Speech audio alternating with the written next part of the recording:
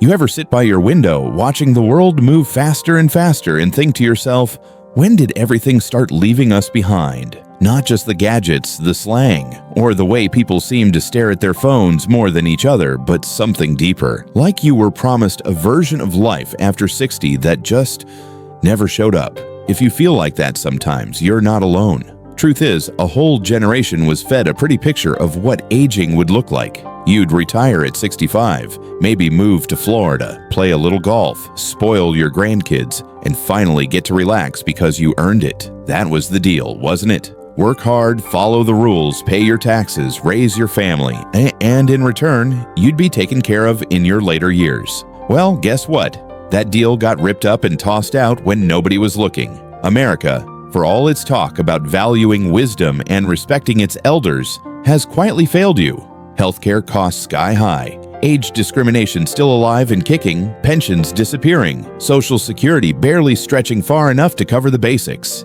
And don't even get me started on how society treats older people like they're invisible. It's no wonder so many seniors feel abandoned, frustrated, and, frankly, a little angry. And you know what? You have every right to be. But here's the thing. While we can't undo what's happened, we can absolutely take back what's ours. Not the old promises, but something better. Real power. The power to reclaim your health, your joy, your voice, and your place in this world. Because let me tell you, it's not over. Not by a long shot. So today, we're going to talk about how you do that. Not with magic pills or cheesy slogans about staying young at heart, but with real, actionable changes you can start making today. Because you're not invisible, you're not done, and you don't have to live life according to anyone's rules, but your own. Let's start by calling out one of the biggest lies ever sold to people our age. That you need to shrink your world as you get older. Stick to your routines. Don't take risks. Stay safe. Stay quiet. Stay small. Nonsense. That might work for a houseplant, but not for you.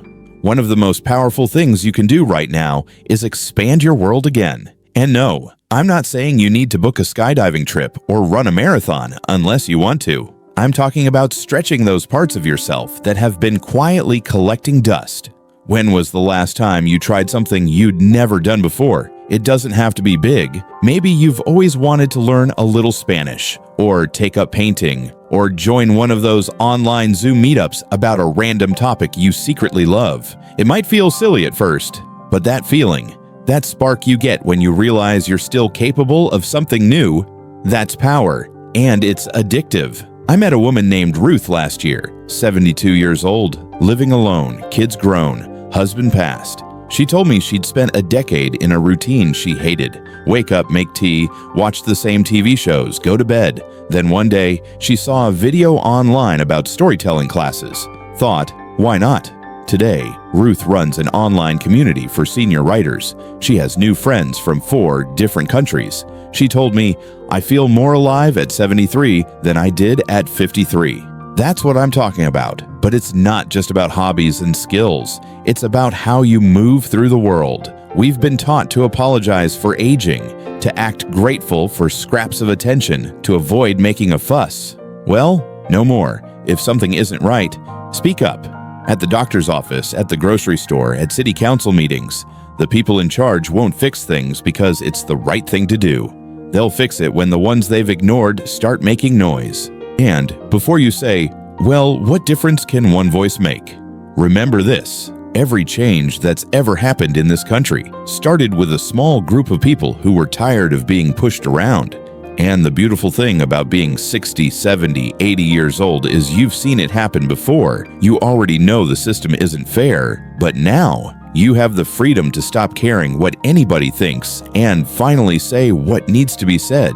I want you to think about one place in your life where you felt ignored, dismissed, or treated like a second-class citizen because of your age. Maybe it's your doctor not listening to your concerns, or your bank making you jump through hoops, or your family assuming you'll just watch the grandkids every weekend. Whatever it is, that's your starting point, because taking your power back isn't about one grand sweeping moment. It's about a dozen small decisions every day to stop settling for less, to remember you still have choices, to refuse to disappear quietly. And sure, the system's messed up. Yes, America dropped the ball when it came to caring for its elders, but you don't have to go down with it. The world may not have changed for you, but you can change your world. You can wake up tomorrow and decide that you matter, that your voice, your time, your happiness are worth protecting, that it's not selfish to put yourself first sometimes. In fact, it's the smartest thing you can do. And once you start doing that, I promise you, the people around you will notice. And slowly, the way they treat you will shift. It always starts with you. Always. Now let's keep going, because there's another trap America set for you, and it's time to tear that one down too. So, we've already pulled back the curtain on how this country's quietly trained you to shrink your world, to apologize for taking up space past a certain age. And now that we've yanked that lie out by the roots, it's time to deal with another sneaky little trap. The idea that asking for help makes you weak. Now, if you grew up like most folks in your generation, you were taught to be self-reliant, stiff upper lip, handle your own business, don't be a burden. And in a lot of ways, that's admirable. There's a kind of strength in knowing how to take care of yourself. But somewhere along the way, that message got twisted. It stopped being about resilience and turned into isolation, because let's be real, getting older brings its own set of challenges. Your body changes, your energy dips. Things that used to be easy suddenly feel like a hassle, and instead of being met with understanding and community support, a lot of people your age get left to figure it out alone. Healthcare systems designed like mazes, digital services you need a teenager to navigate, family members caught up in their own lives. And slowly, it starts to feel easier to stay silent than to ask for what you need. But here's the truth. Nobody tells you. Strength isn't about pretending everything's fine. Real strength is saying, hey, I could use a hand. It's refusing to vanish into the background. It's showing up in your own life fully. Bruises, wrinkles, gray hair, and all. And letting people show up for you too. I had a conversation not long ago with a man named Charles. 78 years old, tough as nails, Vietnam vet, worked construction most of his life. He told me he never asked for help a day in his life, even after his wife passed. Said he didn't want to bother anybody, but when his health started slipping, his neighbors noticed. A couple of them stopped by, offered to mow his lawn, bring groceries. At first, he said no, but eventually he let them in. Now, Charles says those small moments of help didn't make him weak. They saved his life. And more than that, they gave him back a sense of belonging. That's what we forget sometimes. Asking for help isn't a sign of failure. It's an invitation for connection. And when you start opening those doors again, you'll be surprised how many people were just waiting for the chance to walk through them. So here's a little challenge for you. Think about one thing you've been struggling with quietly. Maybe it's keeping up with doctor's appointments, figuring out a new phone, or just feeling lonely in the evenings. Now, find one person you trust, a friend, a neighbor, a family member, even someone online, and tell them. You don't have to spill your whole life story. Just start small. I promise the sky won't fall, and you might just feel a little lighter. Now, while we're at it, let's tackle another rotten idea that's been floating around for decades. That technology isn't for you. Oh, how convenient for the world to pretend that if you're past 60, you can't figure out a smartphone or social media or how to stream your favorite old TV shows. It's nonsense. Complete garbage. And look, I get it. The way things are designed nowadays, it feels like tech companies went out of their way to make everything confusing. Passwords for passwords, pop-up ads everywhere, menus hidden in tiny corners of the screen. It's no wonder folks get frustrated. But here's the thing. Technology is one of the greatest tools you have for taking your power back, because the same world that made you feel invisible is running on those little devices. And you, my friend, have just as much right to be part of it as anyone else. Not to follow the latest dance trends or watch cat videos unless you want to, but to stay connected, to learn new things, to share your voice, your ideas, your humor. I've met people well into their 80s starting YouTube channels, learning how to fix appliances through online tutorials, even joining book clubs and trivia nights over Zoom. And you know what? the glow on their faces when they realize they've mastered something new that they can still keep up in a world that moves at lightning speed, it's priceless. Now, I'm not saying you need to become some tech wizard overnight, but pick one thing, one little tech skill that's been bugging you. Maybe it's learning how to video call your grandkids, set up online bill payments, or join one of those online discussion groups about topics you love. And if you get stuck, ask for help. There's that connection thing again, because every time you learn something new, every time you refuse to let some app or gadget intimidate you, you reclaim a little more of your independence. And slowly, the world stops feeling so far away. Now, there's one more thing I want to talk about today. It's something that sneaks up on a lot of folks over time, and it's probably one of the biggest reasons people your age start feeling powerless, losing your sense of purpose. See, when you were younger, life gave you these ready-made roles: student, employee, parent, partner. Your days were full of things you had to do. And sure, some of them were a grind, but they gave you structure, a sense of importance. Then, gradually, those roles started fading. The kids moved out, work ended, friends drifted, and suddenly, those long days you used to pray for feel endless and kind of empty.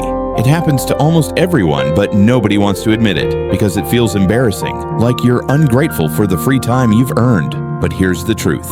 Humans are built to have purpose. It's not about being busy for the sake of it. It's about knowing you matter, that you still have something to offer. And you do. I promise you, you do. I've seen folks discover their new purpose in the most unexpected places. A retired teacher who started tutoring kids online, a former mechanic teaching younger neighbors how to maintain their cars, a widow who joined a letter writing campaign for veterans and now runs the whole local chapter. It doesn't have to be flashy. It just has to feel meaningful to you. So ask yourself, what lights you up? What's something you miss doing? Or something you always wanted to try but never had time for? That's your spark. Chase it. Because no matter what society tells you, your story isn't done. Not even close. And with that in mind, let's keep moving.